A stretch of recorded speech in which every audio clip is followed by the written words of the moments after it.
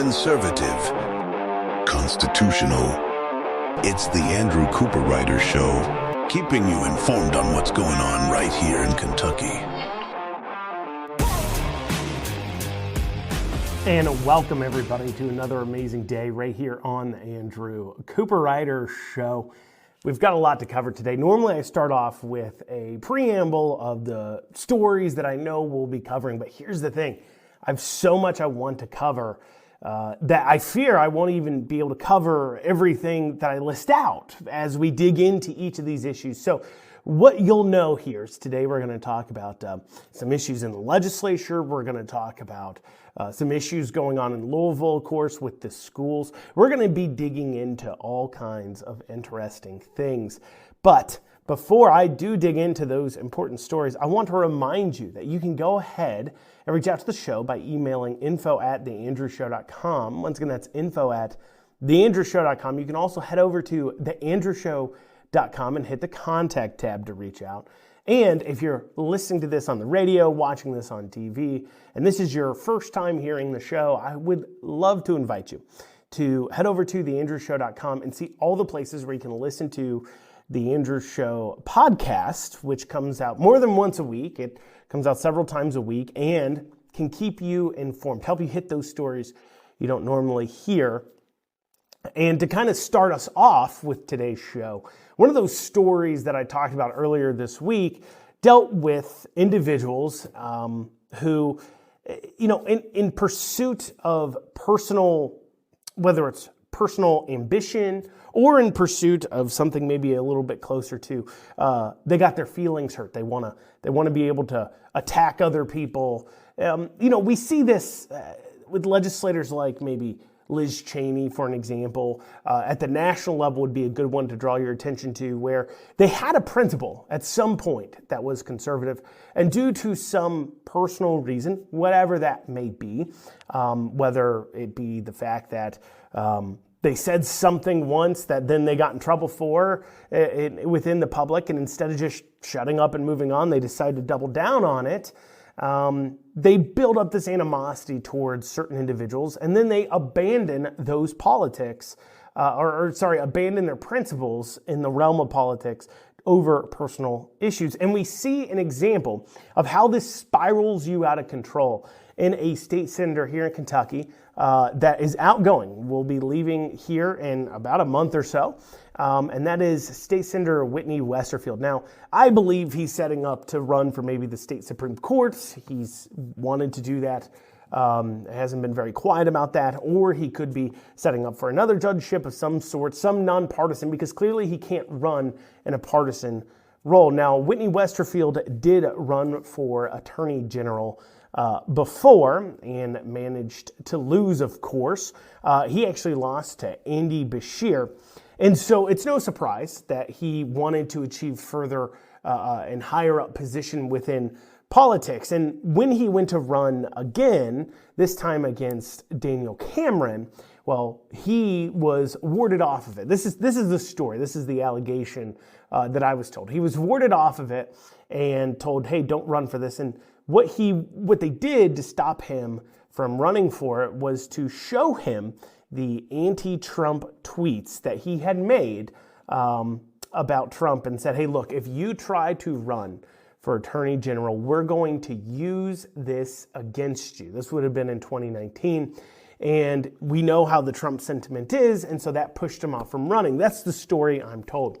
And so State Senator Whitney Westerfield then at that point spiraled into a Trump hatred that has led him to not only just abandon any kind of principles that represent conservative beliefs, and he himself has admitted that he has changed his beliefs and viewpoints. Once he got into office, he did change. He admits it. So it's not conjecture on my part that he moved away from his stated principles after going into office over time. But it's also clear that he has descended into some weird form of stupidity where everything he learned about the Constitution while getting his JD has gone out the window. And as evidence of this, I show you this post right here by Whitney Westerfield. And in it, he is pointing out Tuberville had made a comment And Tuberville, this was, Whitney was quote tweeting Aaron Rupar, who tweeted out that President Trump and J.D. Vance are going to be running the Senate, Tommy Tuberville. And Whitney Westerfield quote tweeted that saying, "Just embarrassing, you're part of an entirely separate and distinct branch of government, and one that was created before the executive. What a waste of a seat." Now, I want to go back to the comment here because it shows, I think, either you're just forgetting that the Constitution exists and what it says the roles of the president, and importantly in this conversation, vice president are, or you have just become so blinded and angry that President Trump won. He won with a majority vote. That you are now reaching and trying to find anything that you can claim. And I still end up back to, though, you have to have forgot the Constitution, because the Constitution's pretty clear about what the vice president's role is. The vice president's role is to is his title is maybe Vice President of the United States, but he's also President of the Senate. President of the Senate. J.D. Vance, the vice presidential nominee. J.D. Vance, the vice president-elect, when he comes into office, will also be holding the title of President of the Senate and can at any point decide he wants to preside over the Senate. At least you think that this is if him coming in, it would totally break precedent. Let me give you a source here for why Whitney Westerfield's so crazy. This source is from, let's see here, the US Gov website called the Senate website. So this is on the Senate official website. It says, about the President pro tem. The Constitution provides for two officers to preside over the Senate, the Vice President and the President pro tem. The Vice President of the United States is designated as the President of the Senate. In this capacity, the Vice President was expected to preside regularly over sessions of the Senate, casting votes only to break ties. From John Adams in 1789 to Richard Nixon in the 1950s, presiding over the Senate was the chief responsibility of the Vice President. So let me say that again for people like Whitney Westerfield that think this just totally breaks the norms of things. 1789 to 1950, okay? That's around, 160-ish years, if my math is correct there, around 160-ish years. Since 1950, there has been 70 years. So what do you think the actual historical precedent is? Do you think the historical precedent is for the vice president to not take any part in the Senate? Or do you think, historically speaking, through much of this country's history, the vice president did in fact take huge roles in our legislature? Not only is Whitney Westerfield's comment here constitutionally ignorant, it's historically ignorant as well, according to the Senate's website themselves. And that's just another example of how these individuals fall into this cycle of pretty much of their hate for one individual ends up clouding their principles, clouding their ability to think, ends up clouding their ability to actually look at history even and decide whether or not something is worth yelling about. But of course, that's what we have here.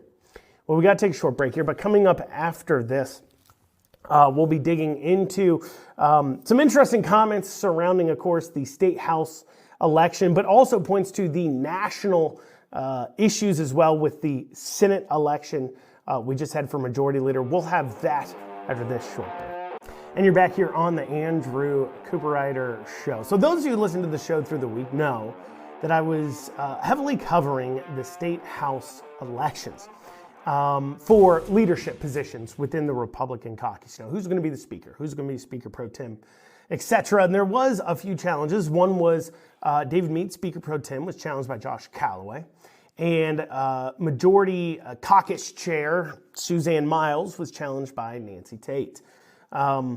And, I weighed in on these, and the general consensus of many of the people who pay attention to the legislature as citizens was that David Meade needed to go due to a number of his indiscretions that are alleged. And I covered that heavily last week, what exactly those indiscretions are that are alleged, but regardless, it has to do with some pretty improper behavior if they're true. And, there's a lot of things to indicate they're very true, and I'm not going to go too down into that right this second because that's not what I want to talk about. Because what I want to talk about is the fact that that election went differently than the citizens would like it to. But that's exactly what happened at the federal level as well. Elon Musk put out a poll when the Senate was voting on their new majority leader, since Mitch McConnell has decided to step down, indicating he probably won't run again here in 2 years. Makes sense, the guy's old. So he's stepping down, so they have to elect a new leader. And everybody wanted Rick Scott to be the leader, like everybody. Like Elon Musk put out a poll, and it was like 98% Rick Scott. And then the rest was John Thune and I believe Cornyn out of Texas. But John Thune ended up winning against the wishes of the citizens. You say, how does that happen? In fact, Rick Scott went out in the first round because the way it works is until somebody hits a majority, everybody on the ballot, then they drop the lowest vote getter until somebody gets a 51% majority. Well, 50.1% technically, but anyways, majority. And you say, how did that happen? Why aren't they listening to the citizens? Why do they literally not care? Outside the fact, of course, that it's a secret ballot, but I want to go into their thought process. And I was shared a message from an individual where they did message our state house reps about their concerns regarding David Meade and Suzanne Miles, and about their concerns regarding the behavior of the caucus as of recently. And I want to go into this. Now, I'm going to start off by saying I'm not going to tell you who the representative is. I'm not going to tell you who sent the message to me, but I'm also not going to tell you who the representative is, and there's a specific reason why. One is that I don't think this is just this representative's viewpoint. I think this does do a good job of casting all the representative viewpoints. Here's the other reason why. I like legislators being in a position where they feel like they can be honest and say these kinds of things, because it gives us a look into how the rest of them are thinking. And then the third reason is because, quite frankly, this individual doesn't have a challenger right now. They're not running for re-election, obviously. Elections just ended. As well, we don't have somebody in the area that will be challenging them that I know of off the top of my head that would be a huge upgrade. But if in 2 years, when this individual comes up for re-election, there is somebody in the area that would like to replace them that is an upgrade, well, you better believe that this is the kind of information that can be used. I'm going into the tactics that goes into these campaigns. And I'm saying this as an individual who has been a part of messaging and has been a part of developing ads and all kinds of different lines and speeches and things for individuals within primaries, individuals that have won against a lot of money, individuals who overperformed largely, a lot more than they were expected to, who had far less money as well. And I can tell you that what's in this message is something that I could definitely use to end this person's legislative career if I was in a position to do so. If I had a candidate and if I felt that candidate was an upgrade. And so I want to keep legislators sending these things out without thinking about that fact. And so if I call them out by name, then people pressure them, and then these legislators stop saying that. So that's why I want to leave that to the side. But I do want to go over exactly what he said. So this was a citizen that messaged this representative telling them to think through who they were voting for. Here was his response. He said, "Unfortunately, you've listened to rumors and possibly a few extremists that have slanted views." So this already is a new, not a new tactic, but this is a tactic that we've seen certainly coming up since COVID of 2020. And that is that when information comes out that you don't like, you call it wrong, rumors. Extremists with slanted views, you call people pushing that. Oh, those are extremists. I mean, you're seeing that now with RFK Jr. having been nominated into a role where he's pushing forward his Make America Healthy Again agenda, and that is something people are upset about, and they call him conspiracy theorists and everything else. This is a really common thing now, that when you disagree with somebody, you don't simply argue on the merits, but instead you literally just attack them as a person, as extreme, and you attack the information as misinformation. Now, you never provide evidence, of course, and neither does this gentleman, as to why that's wrong information, but you do get to just go ahead and call it misinformation and not clear it up. And then also you have, you've listened to rumors. And I believe he may go on to call out these rumors as wrong or incorrect. But what's funny about when this message was sent, this individual knows the veracity of those specific rumors deeply. He knows whether or not they're true. And on top of that, legislators use a line I'm going to bring attention to in a second to point at the fact that pointing out the fact that leadership is stopping bills from moving forward, and that's a problem, is not a rumor. That is something they themselves push out there. We'll talk about that in a second. He goes on to say, our leadership has braved many storms to protect our Commonwealth, and I'm proud to stand beside them. Our leadership has braved many storms to protect our Commonwealth. So Republicans have only been in control of the House since January of 2017. So that's been exactly 7 years. There has been literally one storm, I would think, that's really huge. I mean, you've had floods and tornadoes, but obviously COVID comes to mind. And I don't know if I went out there and I asked the average citizen, both left or right, do you believe the state legislature protected the Commonwealth during COVID? The resounding answer would be no, they didn't. People on the left would say that they should have let Bashir continue to be a tyrant, unmitigated, unstopped. And people on the right, myself included, would point out the fact that if they really want to protect our Commonwealth from tyrants, they wouldn't worry about trying to craft laws that then get held up in court for 6 months while that tyrant's orders are continued to be allowed to be put in place. But they would have actually, impeached somebody and removed them for violating our Constitution. That isn't up for debate whether or not Andy Bashir violated the Constitution during COVID. He was found essentially guilty of doing so by federal courts. But it was the fact that he wasn't removed after doing so. And if you had, that would have sent a clear message that if you violate the Constitution, you will not be in office any longer. But putting that to the side, he says they've weathered many storms and he stands beside them. The decisions you have contacted me about is best left to the members of the majority caucus that have a much better understanding because they have a unique view, working day in and day out with our leadership. I would encourage you not to promote the negative rumor any longer. While our leadership is not perfect, I do feel they have the best interest of our Commonwealth at heart. Then they go to, so this is funny. So legislators, a lot of time when you're calling them out for things, will go to, well, you just don't understand how it works.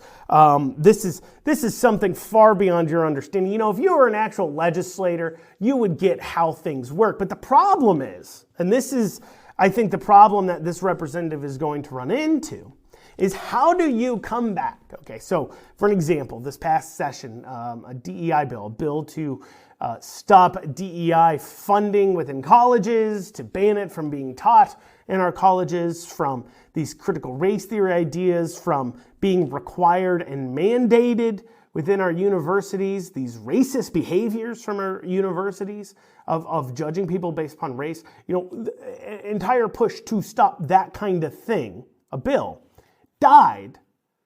So it was passed in the Senate, went over to the House, changed to be stronger, and then died before it got to the Senate. And if you ask these legislators why that happened, they would say, well, they just don't want it to pass, or leadership didn't want it to move forward, or leadership said that there was issues, or, there was some people in the caucus that had problems with it, and so leadership stopped it. Because that is who's in charge of calling bills forward, leadership. So you don't get to simultaneously claim that it is not of any concern of the citizens. Because remember what he said. He said, the decisions you've contacted me about is best left to the members of the majority caucus that have a much better understanding. But at the same time, when you come home And you have voters who are like, why didn't this good bill pass? Why did this get movement and then die? Why was this legislation so cruddy? Why did this pass and this didn't? Their response will be, well, leadership, or this person or that, or so on and so forth. They won't take accountability themselves, but they'll blame leadership. But when it comes to time to elect people, and then the citizens say, okay, you've done blame these 4 or 5 people for your failures as a body when I've asked you about them. Now I say, well, maybe you should replace those people. You say, no, that's not of your concern. That's a pretty crazy belief. A belief so crazy that I could take that line. This goes back to what I was saying to you about elections, and this is why I even brought it up in the first place. I could take that line that this House rep believes that citizens should have no say in their leadership in the House and destroy him in a primary over it. This one line, hammered home, blah, blah, blah, isn't for accountability, blah, blah, blah, doesn't care about your voice, blah, blah, blah, thinks you're too stupid to weigh in on the important actions of the state house. Well, coming up after this, we'll be digging into JCPS, Chief Equity Officers, comes under fire even nationally. And you're back here on the Andrew Cooperrider Show. So JCPS has recently come under scrutiny, come under fire due to some behavior of their Chief Equity Officer. Now, Chief Equity Officer, and JCPS is named Dr. John Marshall. And he earns a taxpayer-funded salary of over $200,000. I believe he's actually the second highest paid. The only person paid more than Dr. John Marshall at JCPS is the superintendent. He's paid over $200,000. And recently he posted online this here. This is what he tweeted. He said, "A few younger black professionals and students called me this morning and asked." So keep in mind, he's saying students. So I have to assume, and you could too, that these are students that go to JCPS. So these are minors. These are 16-year-old kids, 15-year-old kids, and said, so keep that in mind, that's who he's talking to. So they called me this morning and asked, what's a strategy moving forward? Talking about after the Trump election. He said, my response, regardless of the rooms, meetings, classes, etc. you're in, no, the majority of whites could care less about you and have no issue harming you or yours. He then followed up. He doubled down. He said, strategy, count the numbers in your presence and divide by at least half. That's where you start. So what he just pushed out there. One, let me just say this another way and see if it sounds racist.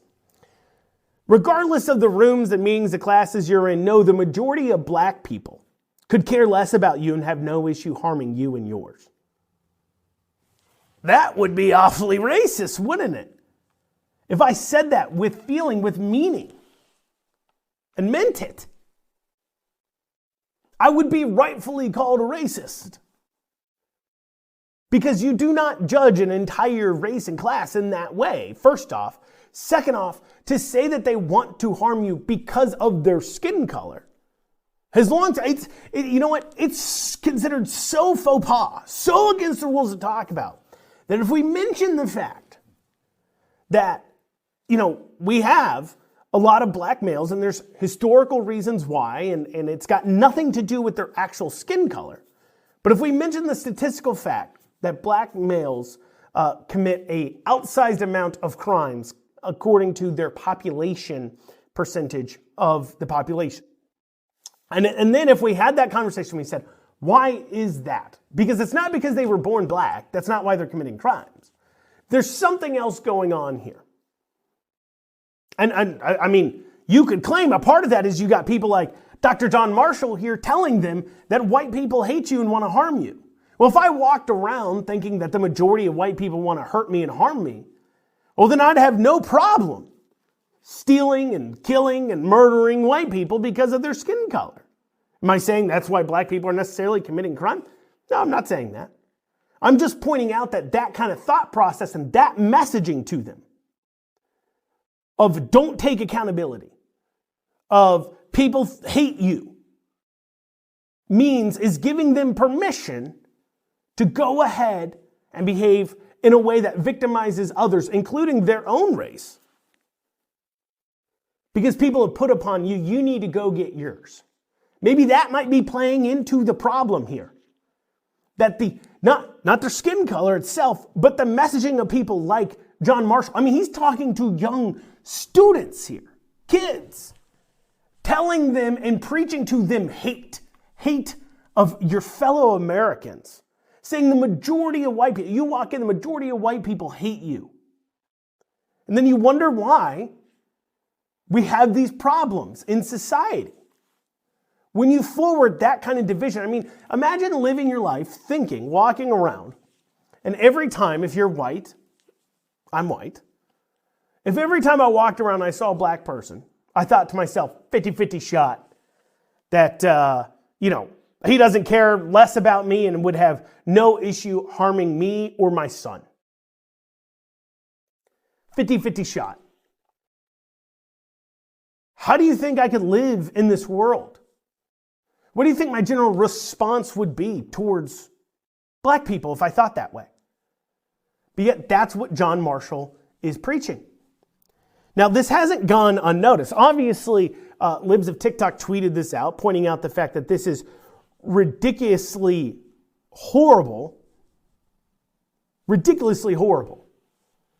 and is the kind of garbage that no one should be teaching to kids, let alone on your dime. This is on the Kentucky taxpayer dime that he's teaching these things. In a position to tell students these ideas. So Jefferson County legislators call for the immediate resignation of JCPS Chief Equity Officer. They issued a statement on him out of the legislature.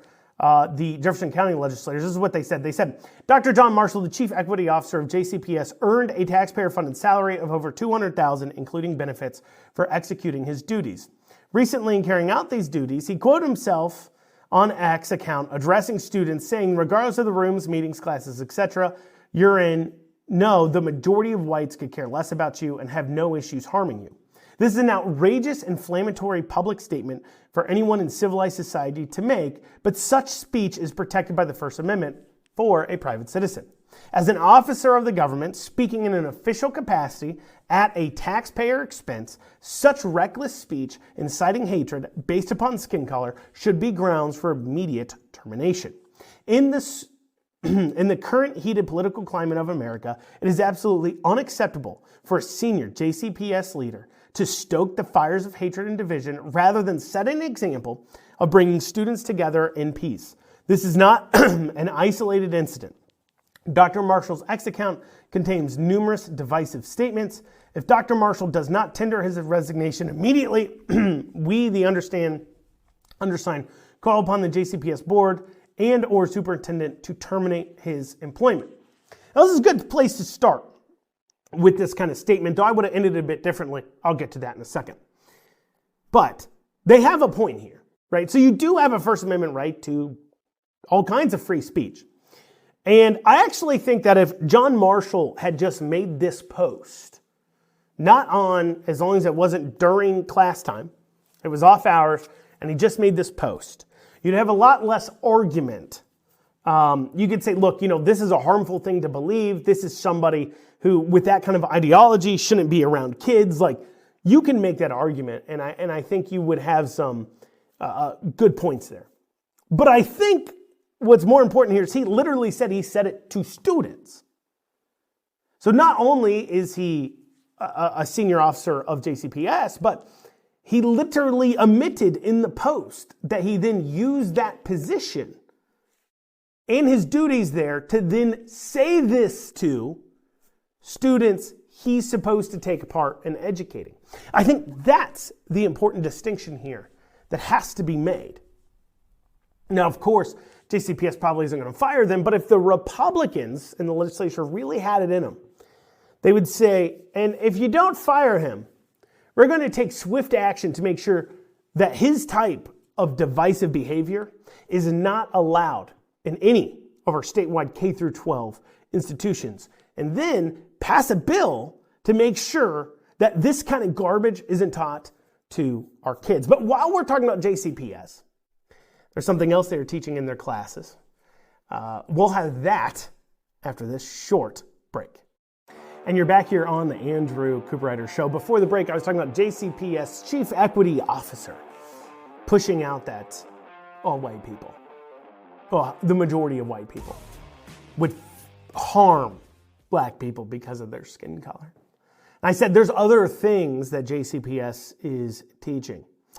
And this here was posted by Beanie Johagan, said that since JCPS is already in the spotlight, I thought I'd share what some students are busy doing today at one of the highly selective high schools in the district. Now, this was in an AP science class. Now, remember, AP science classes are supposed to prepare you for college, and I guess the questions that they're asking here sort of kind of do prepare you for college, at least the variation of college we have now, the extremely woke, awful colleges that teach children useless things, or young adults, teach young adults useless things other than to be extremely liberal. So this is what they were talking about. They said, they asked the question of, what is gender identity? Question mark. Who is the LGBTQIA plus community? What do they celebrate? What does it stand for? That's what they were studying. They also go on to study what is a safe space. Give me an example of a community center and what they offer. What is gentrification? So this is an advanced level science class, and instead of learning, science, they're learning about this gender identity, which, keep in mind, this is would be best in a AP psychology class. This isn't science at all. Gender expression, gender identity has more to do with psychology, because, of course, the people who are confused about what gender they are mentally ill. Regardless, JCPS saw fit to spend time on this. And they go into, of course, explaining female and a blend and everything else. Now, they never really define what a woman is. They try to make the distinction between gender identity and sex, but then they don't really explain exactly what female even is then. Of course, this was things I didn't learn in my AP science classes. I didn't learn this in my AP physics class. I didn't learn this in my AP prob and stats class. I didn't learn this in my AP political science class. I didn't learn this in my AP history class. I didn't learn this in any of my AP classes. But this is what we spend time on now. Like I said, I guess it really is preparing them for college. Well, speaking of LGBTQIA+, obviously with the presidential election, everything after L, G, and B has become quite a conversation piece for if the Democrats should dump them to the side or not, when it was discovered that Trump pointing out that Kamala Harris wanted to pay for prisoners and illegal immigrants to get gender surgeries and allow boys to compete in girls' sports, that caused pushback from individuals. And it should. I mean, it's visceral. It's the kind of thing where you're like, this is ridiculous. But of course, to the left, that's life-saving care. And so in their mindset, in the same way that you wouldn't stop, legal immigrant or convicted criminal in prison, if they were having a heart attack, you would deliver care. If they were, having cancer, you would deliver care. Well, they think to themselves, well, we should deliver care. They're going to kill themselves unless we, provide them gender transition surgery and services. And so to them, that's life-saving care. And so there's a big debate going on. And Lexington got drugged into the spotlight. Now, those of you who listen to the show know I did an episode called, what is it called? It was called the Good, the Bad, the Funny. And the funny in that show was regarding a Lexington City Council race that was between Emma Curtis, who is a guy that thinks he's a woman, and a Brenda Morans. You think I'd know how to say the name by now. Anyways, where the transgender individual, he ended up beating out Brenda. And normally you'd say this would be a big victory, but he really just kind of eked it out over her.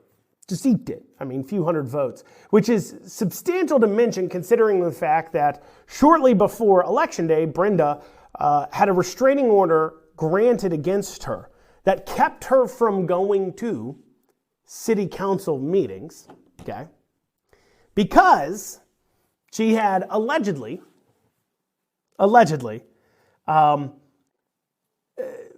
got another female city council member.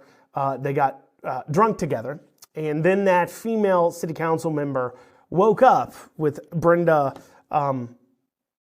doing things that is sexually inappropriate.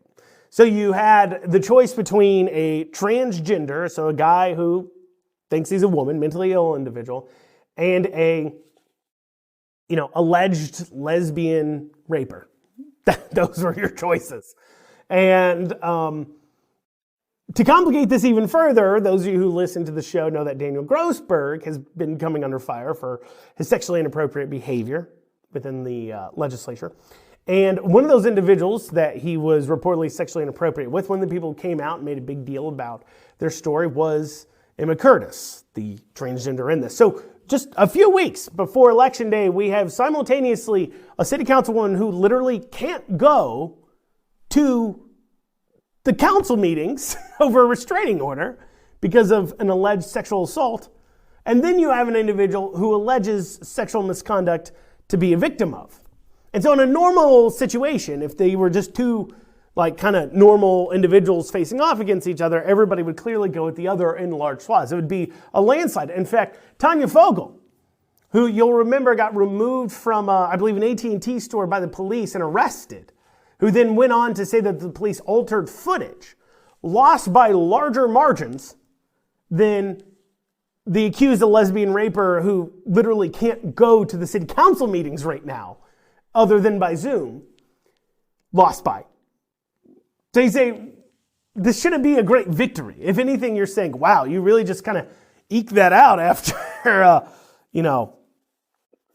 you're literally against somebody that should have been a walk in the park. And you still had trouble because people understand that, you can't change your gender.